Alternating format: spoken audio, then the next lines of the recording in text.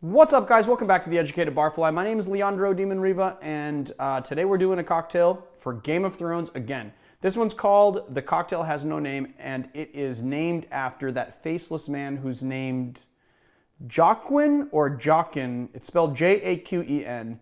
He was first introduced to us in the world of Game of Thrones when Arya goes to the House of Living and Dying, I believe, and he teaches her how to become a faceless man. And what's crazy about him is that the Jaqen is just a persona that the faceless man puts on, because as you see in the show, he can just go like this and go like this and go like this, and it's all different faces. He has all different personas. That's why he's the faceless man. I like my cocktails to make a little bit of sense, so I thought of the faceless man when naming this cocktail because it looks almost 100% differently than how it tastes.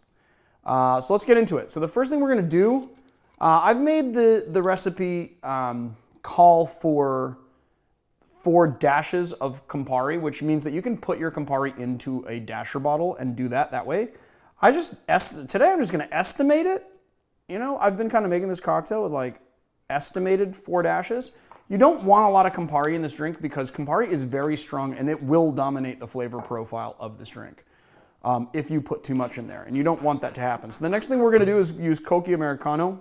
So Cocchi Americano is a white wine aperitif liqueur that has a lot of cinchona bark in its flavor profile, so it's got a fair amount of quinine. It's pretty sweet. It is a fortified wine, right? Macerated with herbs and stuff, including cinchona bark. So we're going to do 3/4 of an ounce of the Cocchi Americano. And then we're going to use this Rum JM, which is Martinique.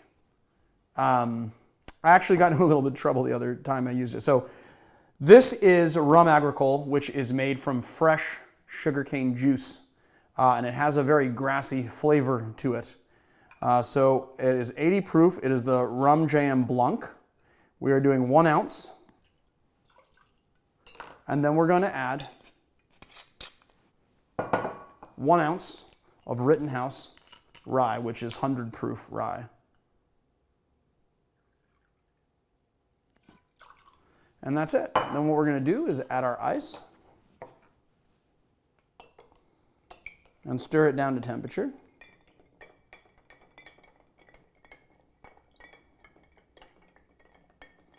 what's nice about this cocktail is that you get the barrel-aged notes of the Rittenhouse, the rye, but then you also get the grassy, sort of lemongrass flavor of the rum agricole, and it provides for a really nice balanced cocktail. Your sugar is coming straight from the Cocchi and nothing else, and then you have the back-end bitterness of the Campari to sort of round things out.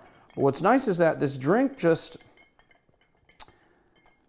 I wouldn't say it's clear, but it almost looks like a clarified milk punch in that it has like a little bit of color, but you can see right through it. And then we're just going to add a little orange twist.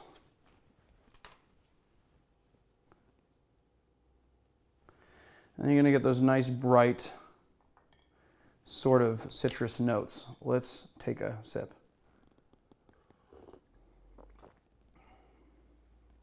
It tastes exactly how I said it was going to taste. So, you know, you get the heat from the rye, but you also get those grassy kind of flavors straight from the rum. The rum, you would think that the rye would dominate the rum, but it actually is not true. The rum comes right through.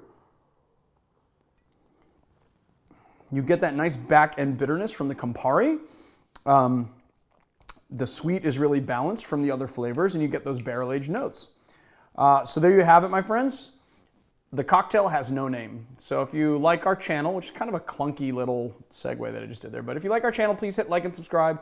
If you want to follow us or sub us on Patreon, go to patreon.com/theeducatedbarfly. We started making some t-shirts on Teespring. Check us out, The Educated Barfly there. And hey, you know what? You should check us out on Instagram. A lot of people have been asking me if we have an Instagram account. We do. It's @The Educated Barfly. All right, guys, I'll see you on the next cocktail tutorial.